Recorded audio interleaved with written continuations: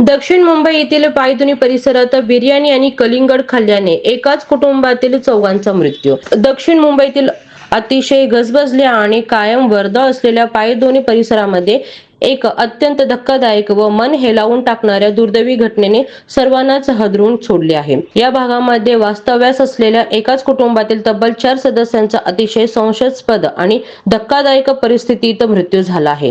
प्रथमदर्शनी हा संपूर्ण प्रकार भयंकर अन्न विषबाधाचा असावा असा प्राथमिक अंदाज वैद्यकीय अधिकारी व प्रशासनाकडून व्यक्त केला जात आहे.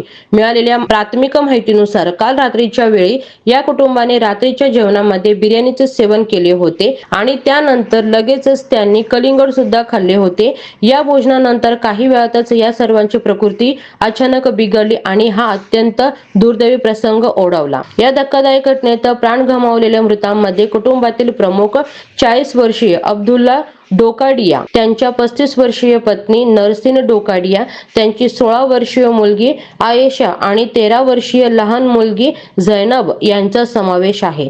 मुंबई पोलिसांच्या एका वरिष्ठ अधिकाऱ्यांनी या संपूर्ण घटनेविषयी प्रसारमाध्यमांना सविस्तर माहिती देताना सांगितले की रात्रीचे जेवण पूर्ण झाल्यानंतर या 4ही जणांच्या प्रकृतीमध्ये अचानक मोठा बिघाड झाला.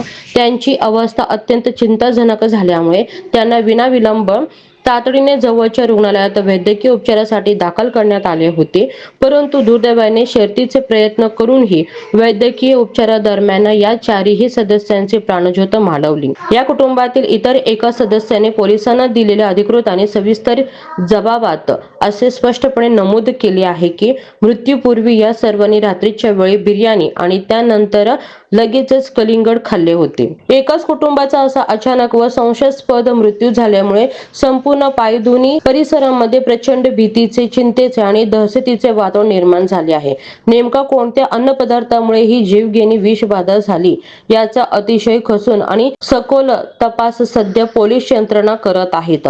मृतांचा शवविच्छेदन अहवाल म्हणजेच वैद्यकीय अहवाल प्राप्त झाल्यानंतरच या मृत्यूमागील नेमके आणि अचूक तांत्रिक कारण पूर्णपणे स्पष्ट होऊ शकेल असे पोलिसांनी स्पष्ट केले आहे. दरम्यान तपासाचा एक अत्यंत महत्त्वाचा भाग म्हणून घरातील अन्नाचे सर्व नमुने न्यायवैद्यक प्रयोगशाळेत कसून तपासणीसाठी पाठवण्यात आले असून पोलीस या गंभीर प्रकरणाचा अधिक सखोल व सर्वंकष तपास करत आहेत.